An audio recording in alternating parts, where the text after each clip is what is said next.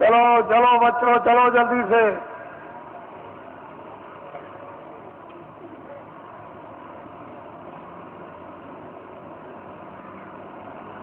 Court कचहरी में जाते हो इतना ध्यान रखना चाहिए कि रामायण भी है और गीता भी है और भागवत भी है, मंदिर भी है, मस्जिद भी है और गिरजाघर भी है और ग्रंथ साहब भी है। तो कम से कम इतना इखलास और इतना विचार तो होना चाहिए कि क्या सत्य है, क्या सत्य है, हम कितना इसमें झूठ बना रहे हैं और कितना इसमें सत्य है और कितना हम धोखा दे रहे।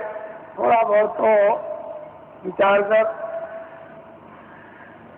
कम करना चाहिए, क्योंकि भाई आपका ही है, चाचा आपका ही है, भतीजा जो आपके घर में वो आपका ही है, चाहे वो आज अलग हो गया और पड़ोसी आपके ही है।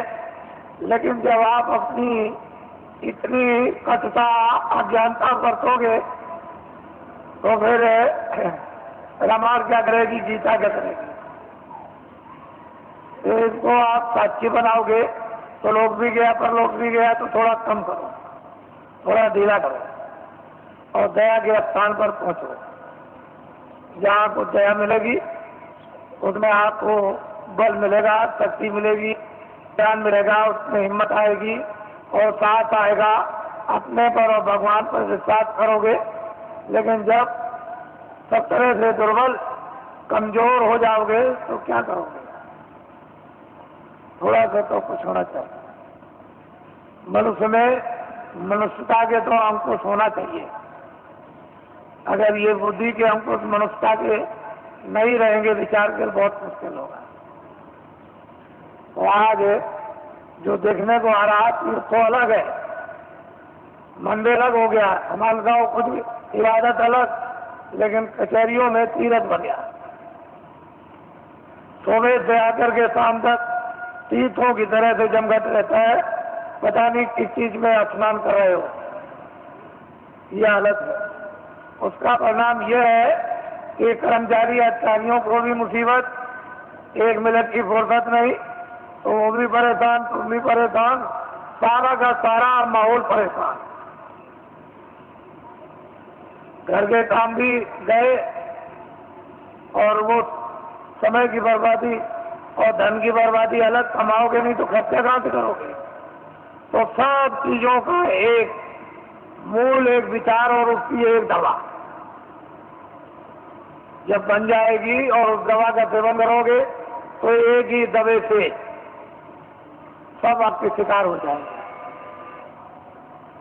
लेकिन वो चीज सब महात्माओं से मिलेगी और जगह में। चलो चलो बच्चों जल्दी से, जो नामदान के लिए आए हो जल्दी आ जाओ।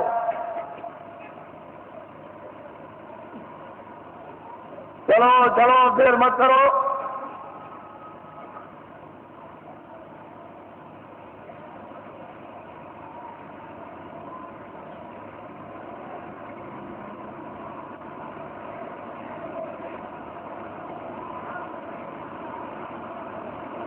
बोलो जय गुरुदेव, जय गुरुदेव,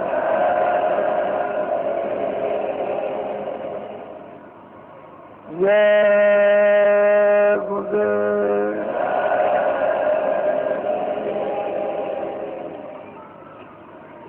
जय गुरुदेव नाम किसका, जय गुरुदेव नाम किसका, जय गुरुदेव नाम किसका।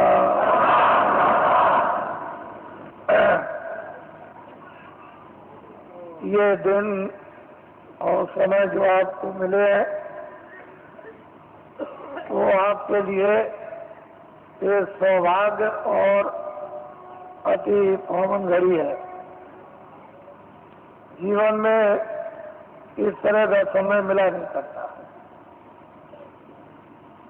जो समय मिल गया उसका हम सब लोग लाभ ही प्राप्त करें। एक ऐसा छोटा मोटा एक सेवा का स्थान आप सबको प्राप्त हुआ जहाँ सब तरह की सेवाएं होती हैं। सामाजिक कोई व्यवस्था तोड़ना फोड़ना नहीं, न पुरानी बिगाड़ना, नई बनाना।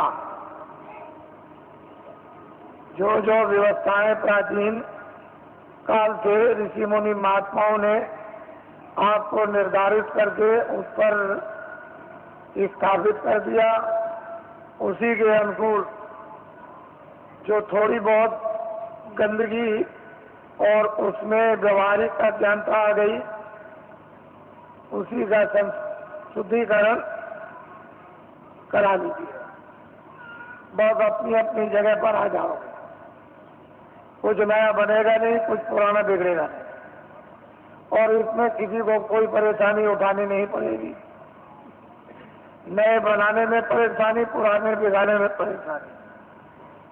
तो ये मुसीबत कौन मोले? ना आपके पास समय, ना आपके पास शक्ति, न मेरे पास समय, तो मैं ऐसा काम क्यों करूं?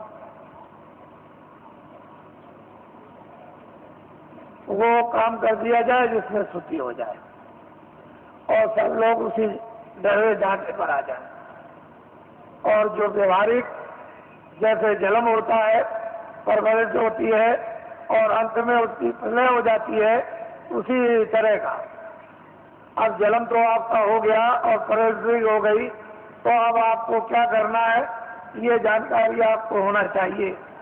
क्या क्या दायित्व तो आपको अपने गृहस्थ आश्रम में प्रवेश होने के बाद पूरे करने हैं, ये जानकारी हो जाए। और इसी आश्रम में जब आप प्रवेश हो जाओगे तो उसी समय काल के अंतर्गत आपको क्या क्या करना अपने आत्मा के लिए, जिससे शरीर का और अपनी जीवात्मा का दोनों काम हो जाए। ये भी, इसका भी पूरा पालन पोषण और निरोगता और इसी में रहकर के जीवात्मा का जागरण और ज्ञान, साथ ही साथ मौत मरने के पहले मुक्ति और मोक्ष। यदि आपने ये काम गृहस्थ आश्रम में इसी समय के अंतर्गत आपने इसके लिए भी थोड़ा समय बचा दिया।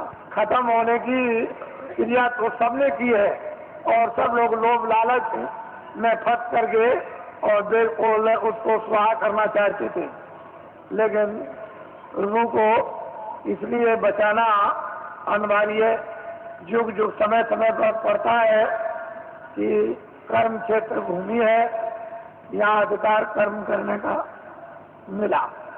फिर इन्हीं कर्मों से प्रारब्ध बनेगी, आगे का भोग मिलेगा।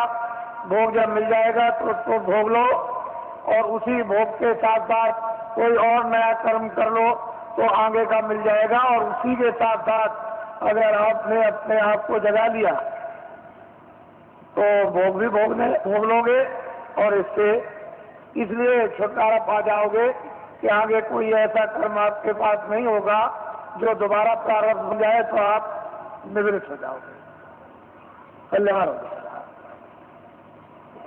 तो ये औषधि जड़ी महात्माओं के पास जब दे देते हैं तो पुण्य को नहीं जमा होने देते और पाप को। इनमें से दोनों आगे जब जमा नहीं होंगे तो आगे की प्रारब्ध नहीं बनेगी। जब प्रारब्ध नहीं बनेगी मनुष्य की 84 की नरकों की, तो फिर आगे तो छुटकारा जीव के लिए है ही, छूट जाएगा। पापी पुण्य की तो बेड़ी है, एक लोहे की बेड़ी और एक सोने की बेड़ी, लेकिन दोनों अगर बांध दिए जाए तो कोई काम नहीं कर सकता। दोनों बेड़ियों से छुटकारा हो जाए तो आत्मा, ये जीवात्मा न जल में न मरे। क्यों ये पीड़ा उठाए? तो इसकी जड़ी महात्माओं के पास है।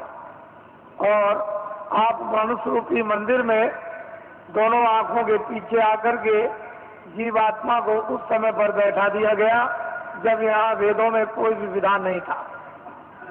उस समय पर न कोई तपस्या करने के लिए भेजा गया था, सब तपस्वी थे, ज्ञान स्वरूप थे, बोध स्वरूप थे, सब कृतज्ञ थे आदि से अंत तक सब जानते थे, सब त्रिकालदर्शी थे और सब सवेरे के भविष्यवक्ता। कोई मतलब ये ऐसे कार्य नहीं उसके लिए बंधे हुए थे कि जिससे उसके पास कोई गंदगी जमा हो या उसके पास कोई शुद्धि जमा हो। लेकिन बाद में जब ये विधान बन गया और विधान का वेदों के द्वारा ढंढोरा पीट दिया गया और उससे अधिकार आपको दे करके ये भान करा दिया गया, ये अच्छा है, ये बुरा, ये पाप, ये पुण्य है, और फिर जब आपने इसको किया तो फिर ये बंधन आपके लिए लगने लगा। जब जमा हो गया तो फिर इसका बंधन होगा, उसकी प्रारब्ध बनेगी और फिर उसके लिए आपको सजाएं अच्छी और बुरी भोगनी पड़ेगी। अच्छे को अच्छा, बुरे को बुरा। पहले जीवात्मा दोनों आंखों के पीछे बैठी थी और उसका वो हृदय जगमग जगमग जगमग जगमग ज्योति से पूर्ण था। कहीं भी किसी भी कोने में अंधकार का नाम और निशान नहीं था। वो तो हर वक्त जगमग जगमग जगमग जगमग पूर्ण शक्ति उसमें व्याप्त थी हर मानव में, चाहे वो स्त्री हो चाहे पुरुष हो। पूरी शक्ति थी, पूरा ज्ञान था, पूरा बोध था और मतलब सब कृतज्ञ थे किसी तरह का। तो जब आप मनुष्य मंदिर में बैठे हो और जीवात्मा का हृदय दोनों आंखों के मध्य भाग में, न इधर कंठ में है, न इधर हृदय में है, न इधर नाभि में है, न इंद्रिय द्वार में है और न गुदा चक्र में है। ये जीव का जीवात्मा का हृदय दोनों आंखों के मध्य भाग में। अब यहाँ जो बैठी हुई है तो उधर से जब कर्मों के आवरण में लाकर ढक दी गई, बंद कर दी गई आंख और कान, तो फिर अंधकार ऐसे छा गया जैसे बादल जब छा जाते हैं तो सूरज, चांद और सितारों का प्रकाश लुप्त हो जाता। उसका मतलब यह है कि सूरज को, चांद को सितारों ने बादल ने नहीं ढका, वो तो बादलों ने आपकी आंख को ढक लिया, इसलिए दिखाई भी देता है। अगर बादल को आप साफ कर दो तो सामने आपके सूरज, चांद और सितारे। तो आपकी अंतर जीवात्मा की आंख और जीवात्मा के कान को ढक लिया और सुनना और देखना बंद कर दिया। अगर वो पर्दा बादलों की तरह से हट जाए तो परमात्मा और परमात्मा की सृष्टि सामने आती। जब दिव्य नेत्र ज्ञान चक्षु साधक का जब खुल जाता है और जब कान खुलते हैं और वो देववाणी, ब्रह्मवाणी, वो अनहद वाणी और वो शब्द है और नाम जब प्रकट हो जाता है और कानों को सुनाई देने लगता है तो 24 घंटे एक क्षण भी बंद नहीं होता। हर काम करते रहो, लिखते रहो, पढ़ते रहो, खेती करो, दुकान करो, कुछ भी काम करो, देवियां खाना बनाए, घर का काम करे, बच्चों की सेवा, 24 घंटे सुनाई देता। ऐसा रस, एक रस बरसने लगता और 24 घंटे चेतना रहती है। सोते में भी बरसता, वहां भी चेतना है और वो तंद्रा अवस्था में सो लेता है। जैसे ऐसा मालूम हुआ कि न मैं सोया न मैं जगा, ऐसी तंद्रा अवस्था में वो लेट करके अपनी नींद को पूरा कर देता है। बस इतनी थकावट आती है, वैसे तंद्रा में भी चेतना रहती है। तो ये साधक के लिए कलयुग में उस प्रभु ने और महात्माओं ने दया करके सुलभ कर दिया और ये बताया है कि अब आपको कठिन साधन नहीं करना, कठिन ध्यान नहीं करना है, कठिन योग नहीं करना, कठिन नाम की कमाई नहीं करनी और कठिन प्रभु का स्मरण नहीं करना, सहज करना। और सहज ही से पर सवारोदा नाम एक रेलगाड़ी हवाई जहाज है और वो इतनी तेज रफ्तार से आता और जाए कि इसकी कोई कल्पना देखे धोखे में किसी तरह गणित में नहीं कर सकता। इतनी उसकी तेज रफ्तार है और बिजली का भी, समुद्र की लहरों का भी प्रमाण नहीं दिया सकता, इतनी तेज रफ्तार उसके आने जाने की है। ऐसी चीज निर्धारित अनाजकाल से उस मालिक ने तैयार कर रखी है, लेकिन अब जब भेद मिल जाए, युक्ति मिल जाए और उस पर जीवात्माओं को सवार कर दिया जाए तो वो चेतन है। वहाँ तेल पानी की जरूरत नहीं, वो तो चेतन है, जड़ नहीं है कि जड़ को तेल पानी मिले। चेतन ही चेतन है, न तेल पानी, न आगे की जरूरत, न हवा की जरूरत। तो चेतन ही चेतन, और जीवात्मा भी चेतन। तो असल में यह है कि शरीर में एक तो गुदास्ता, दूसरा इंद्रिय, तीसरा नाभिकम, चौथा ये हृदय द्वार, और पांचवा ये कंठ। जरा ध्यान देना, छठा ये है ये भृकुटी विलास आज्ञा चक्र, ये जीवात्मा बैठी है। गुदा चक्र पर गणेश जी का वास, इंद्रिय द्वार पर ब्रह्मा और सावित्री का वास, नाभि कमल में विष्णु और लक्ष्मी का वास, और हृदय कमल में शिव और पार्वती का वास, और यहाँ कंठ में जो है वो आद्या महाशक्ति का वास, और यहाँ स्वयं दोनों आंखों के मध्यभाग में जीवात्मा बैठी है। लेकिन इन नीचे के कमलों में ऊपर की छाया है, उस छाया में छाया है, उस जीवात्मा के प्रकाश में उस ऊपर की छाया का, यानी कमल के अंदर गणेश जी का दर्शन, ब्रह्मा और सावित्री का, और नाभि कमल में विष्णु और लक्ष्मी का, और हृदय में ब्रह्म शिव और पार्वती का, और कंठ में आद्या महाशक्ति का छाया के रूप में साक्षात्कार होता है।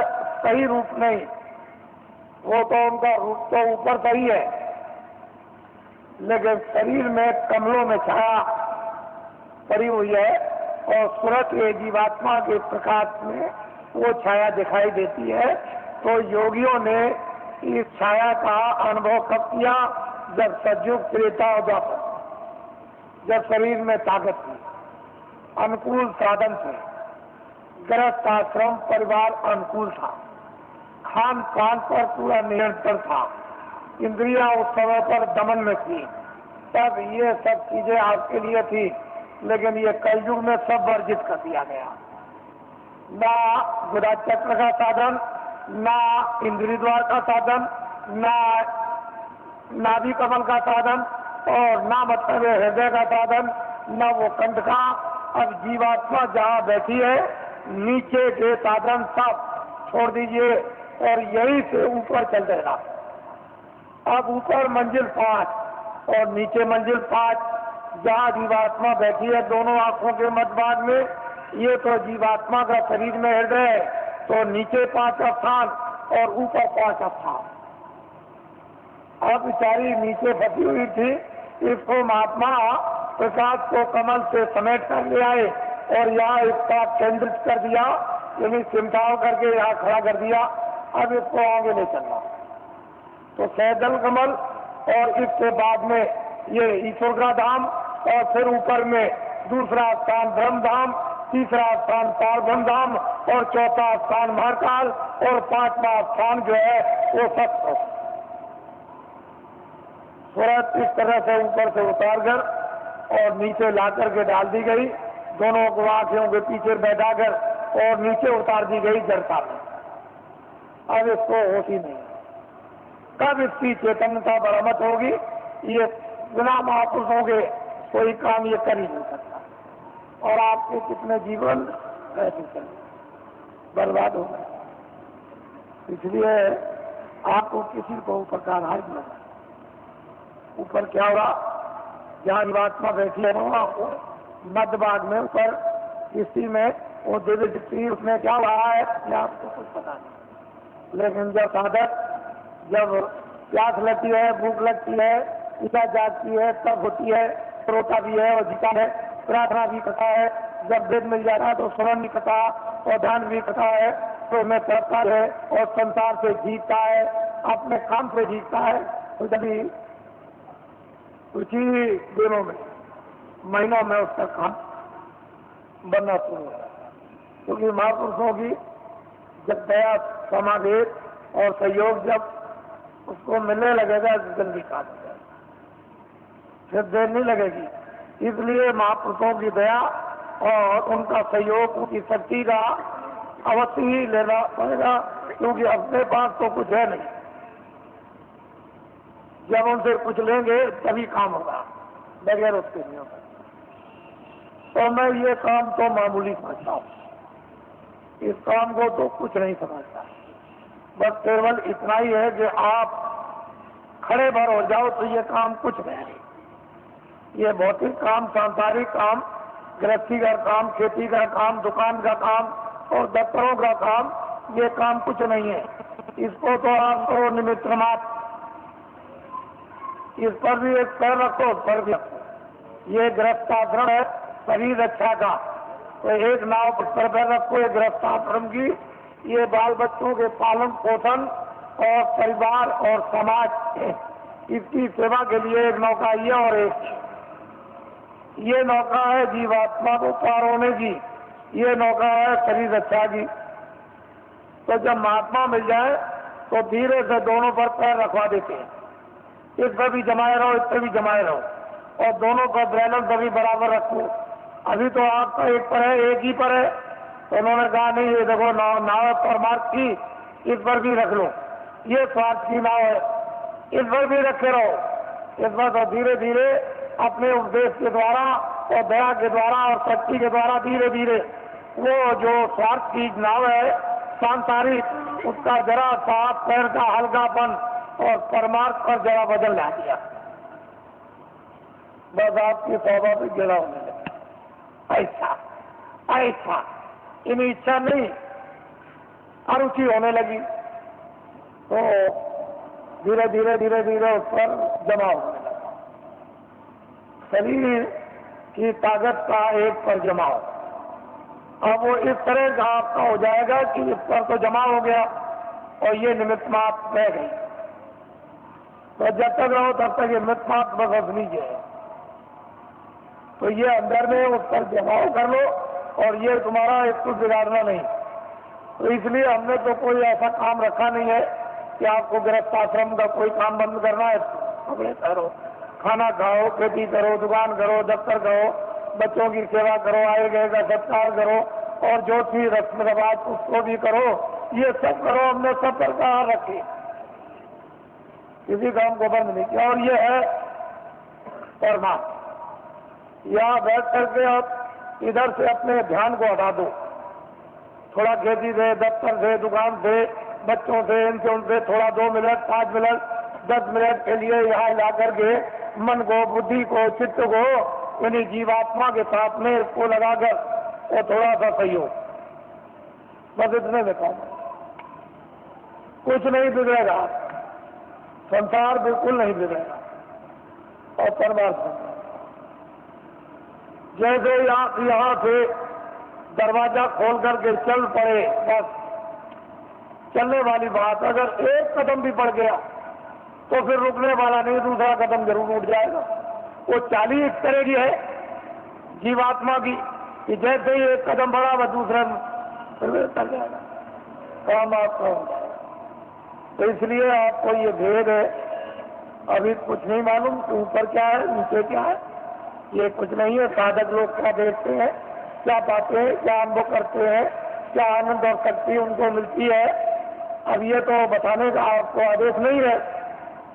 वैसे तो ये बता सकते हैं, लेकिन मैं ये नहीं चाहता हूं कि आपको बताकर साधकों का नुकसान हो जाए। साधक अपनी चीज भी रखे और आपको कुछ समझा बुझा भी दें, इनका कोई नुकसान ना हो, आपका फायदा हो जाए। असल में चीज यह है कि गोपनीय राज ये साधक नहीं बताते, इतना बताएंगे तो इनसे तो कुछ आपको मिलेगा नहीं, लेकिन जब घेर घार करके जहां ले आएंगे तो फिर जहां सब कुछ आपको मिल जाएगा। बस ये समझ लो कि आपके पक्के साथी है, ऐसा मत समझो ये किसी बुराई की तरफ ये ध्यान नहीं देते हैं, ये अच्छाई की तरफ ध्यान देते हैं। इनका लक्ष्य है कि बुराई छूट जाए और अच्छाई में प्रवेश हो जाए। वैसे तो बुराई को बुराई आप भी घर में मानते हो, उससे आप भी दुखित हो जाते हो कि ये बुरा है। तो दूसरा अगर आपको ये कह दे कि ये बुरा है तो वो जानता है इसलिए कहता बुरा, आप जानते हो तो आप कहते हो बुरा, तो बुराई है और अच्छाई अच्छाई। इसलिए बुराई की तरफ ध्यान नहीं देते, ये तो चाहते हैं कि बुराई हट जाएगी, अच्छाई आएगी, ये लगता है। तो ये पक्के आपके साथी यानी दोस्त सहयोगी, इनको अपना समझना चाहिए और असली जगह पर पहुंचा दे, इससे बड़ा परोपकारी कौन हो सकता है। तो ये सब चीजें सामाजिक लेकर के चली जा रही है, इनसे अलग थलग आपको नहीं किया जा रहा। तो मैं आपकी जो व्यवस्था योजना है उसको पूरा बना करके तैयार कर चुका हूं और बस यह है कि जैसे ही अपनी जगह पर आप खड़े हो गए वैसे ही योजना आपके सामने रख दी जाएगी। और जब वो चक्र व्यूह योजना के अंतर्गत जब आप प्रवेश हो जाओगे तो सारा का सारा गुण उसका ज्ञान और राज आपको समझ जाएगा। फिर उसके लिए कोई किसी को परेशानी नहीं होगी। अब यह है कि न जानने के कारण तो सारा संसार ही शून्य है, गृहस्थाश्रम बेकार है, काम बेकार है। और जान लिया तो गृहस्थाश्रम अपनी जगह, काम भी अपनी जगह हो जाएगा। तो हमने जो आपको बताया, क्योंकि आपको अभी आदेश दूंगा आपको अभी कि आपको मतलब ये जाना है, तो भूम जोता खेतिहर काश्तकारों का तो देश में अभियान चल रहा, साथ ही साथ कर्मचारी अधिकारियों का कार्यक्रम चल रहा, साथ ही साथ में सेठ साहूकार दुकानदार और दो पट्टियों का भी कार्यक्रम इसी के साथ साथ चल रहा और साथ ही साथ यानी छात्रों का भी कार्यक्रम चल रहा। मैं तो ये समझता हूं कि इसमें सब आ जाएंगे। छात्रों में सबके छात्र आ गए, दुकानदारों में सब जातियों के दुकानदार और सेठ साहूकार उद्योगपति आ गए और कर्मचारियों में सब दफ्तरों के यानी कर्मचारी सभी जातियों के आ गए और घूम जोतक खेतिहर काश्तकारों में सब कौमों के घूम जोतक और खेतिहर काश्तकार आ गए। तो चारी जातियों का बंटवारा कर लीजिए। मैं ध्यान दे जाता हूँ कि जरा इनके बारे में भी सोचा जाए। तो मैं सोचता हूँ कि कितना इनको वेतन मिलता होगा, तो इतना वेतन मिलता होगा इनको, इसमें कितना कट जाता है वो भी मैं जानता हूँ कि इनकम टैक्स कितना कटता है और फिर इनका बीमा और ये वो योजनाओं में कितना चला जाता होगा, तो इनके हाथ में कितना बचता है वो मुझे सब मालूम, उससे पूरा नहीं पड़ता, बिल्कुल पूरा नहीं पड़ता। जजों का सुप्रीम कोर्ट के पूरा नहीं, हाई कोर्ट के पूरा नहीं, शिक्षकों का पूरा नहीं, डीएम का पूरा नहीं, एसपी का पूरा नहीं और इनका पूरा नहीं और उनका पूरा नहीं, तो छोटे कर्मचारियों का उनका तो बिल्कुल ही पूरा, क्योंकि महंगाई तो सब पर समान है और टैक्स भी सब पर समान है। तो असली बात यह है कि जो सरकार, जो राजा अपने मजदूरों पर टैक्स लगा दे व्यवसाय कर, वो सबसे गिरा हुआ राजा, उससे गिरा हुआ कोई नहीं हो सकता। उसका ज्ञान खो गया, उसकी कला कौशल खो गई और उसकी योजना खत्म हो गई। जो राजा अपने मजदूरों पर व्यवसाय कर लगा दे, अरे कर्मचारी अधिकारी जो बेचारे काम करते हैं, ये कौन है? मजदूर 15 दिन 14 दिन की छुट्टी ले ले और छुट्टी साल की खत्म हो जाए, डॉक्टरी भी बीमारी की छुट्टी खत्म हो जाए, तो जब ये छुट्टी लेते हैं तो इनकी मजदूरी कट जाती है, यानी पे कट जाती है। तो ये सब लोग मजदूरी के लेके जोखिम में आते हैं। व्यवसाय का मतलब यह है कि 10 रुपए घाटा और 1 लाख रुपए मुनाफा, ये है व्यवसाय, ये है मजदूरी। व्यवसाय अलग है, मजदूरी अलग है। तो ये कह करके अगर लगा दिया जाए कर्मचारी अधिकारियों पर कि ये है व्यवसाय कर, तो मर जाएगी। तो मैं कभी कभी उन लोगों की तरफ ध्यान दे जाता हूँ जहाँ पर कि 20 साल और 25 साल और मतलब सजाए मौत देते हैं, और उनका उस वेतन में जब खर्चा नहीं पूरा होता है तो उनके घर में बच्चे और बच्चियां तो जज है 10 लाख दो, 20 लाख दो, ये सामान दो, ये सामान दो, खर्चा तो पूरा नहीं पड़ता, तो चिंता सवार रहती। और जब इसको घर की चिंता सवार बच्चे बच्ची की होगी तो न्यायालय में बैठ करके यानी मतलब ये स्वच्छ है, यानी निर्बल बुद्धि से कैसे न्याय कर सकेंगे, क्योंकि वो परेशानी चिंता में गिरे हुए। तो मैं कभी कभी ये बात सोचा करता हूँ कि जब उनका रिटायरमेंट आ जाता है और वो रिटायर हो जाते हैं और उस वेतन जो उनको पेंशन मिलेगी उसमें पूरा नहीं पड़ता, तो फिर ये क्या करते हैं, किसी फैक्ट्री में अगर जगह नहीं किसी फैक्ट्री में मिली और किसी जगह सेठ साहूकार के आने मिली तो फिर न्यायालय में आते हैं और वकील की हैसियत से फिर काम करना शुरू कर देते हैं, तो कटघरे में खड़े होते हैं। और फिर इस तरह से वही जज जो हाईकोर्ट के थे या सुप्रीम कोर्ट के थे खड़े होकर कटघरे में मौकिल की तरफ से फिर सलाम करते हैं। तो ये राष्ट्र के संविधान का प्रजातंत्र पूर्ण रूप से अपमान, पूर्ण रूप से अपमान। इस पर आज तक कभी किसी ने विचार नहीं किया। ये भारतीय प्रजातंत्र का पूर्ण रूप से अपमान।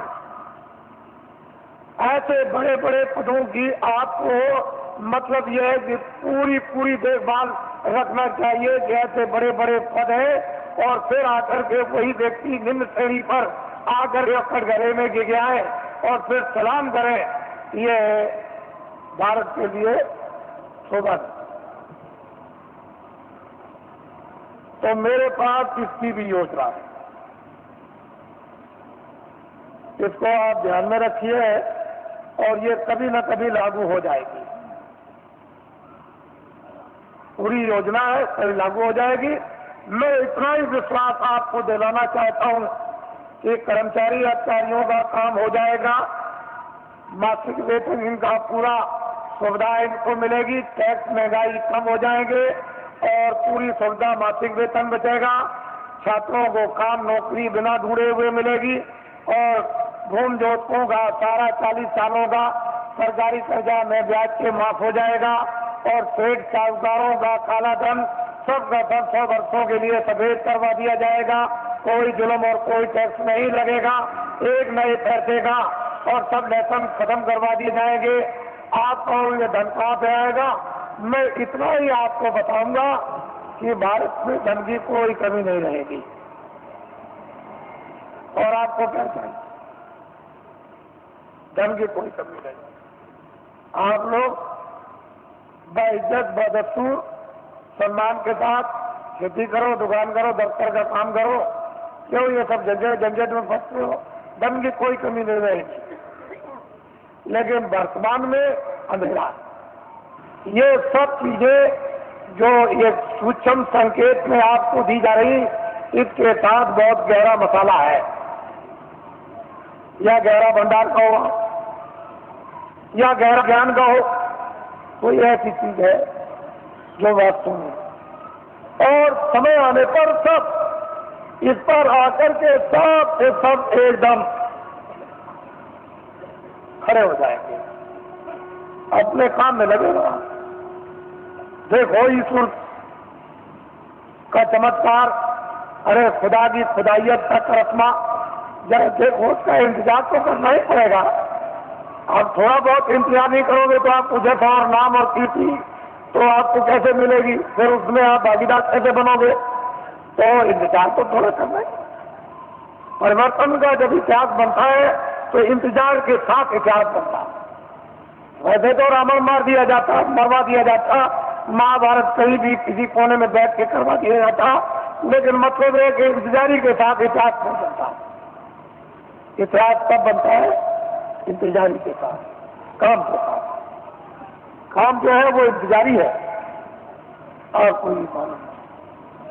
तो मैं नामदान दूंगा आपको, क्योंकि ये भी इच्छा लेकर आए हैं कि चलो आज जल्दी पहुंचे। कल ही आ गए थे, समय ज्यादा हो गया था, तो कल मैं नामदान रात को नहीं दे सका, इसलिए क्या ये काम आपको करने थे तो अब आप नामदान विधिवत ले लीजिए और ये संकल्प लेकर के यहाँ से जाइए कि चाहे मुझे 1 मिनट देना हो चाहे 2 मिनट। वैसे तो मैं आपसे 1 घंटे 24 घंटों में मांगता हूँ कि 1 घंटे आप 24 घंटे में रिजर्व कर लो अपना सबके सब, और उसमें 2 मिनट शाम को, 2 मिनट दोपहर को, 5 मिनट इसका और 5 मिनट अब, और जब भी आपको समय मिल जाए तो पूरे सब दिन भर के मिनट मिलाकर 1 घंटा जोड़ लो।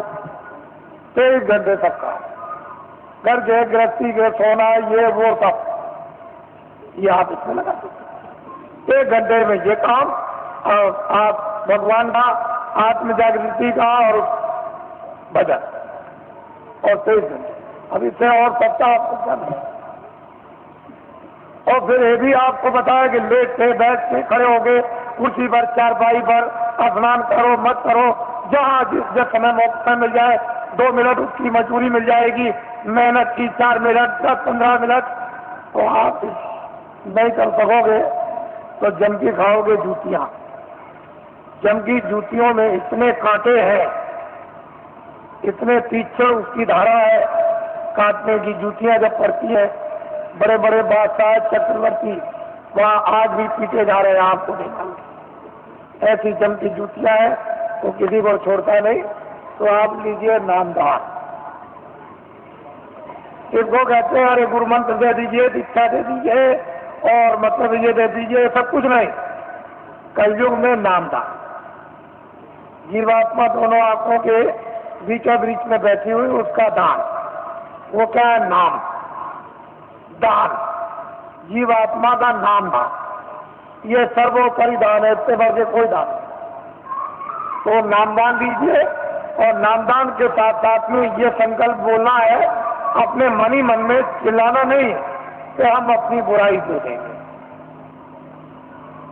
जो हमारे पाप है मन से, आंखों से, कान से जो अंदर जमा है वो हम सब अर्पण करते हैं। ये तो दीजिए दान और अच्छी चीज दीजिए आप।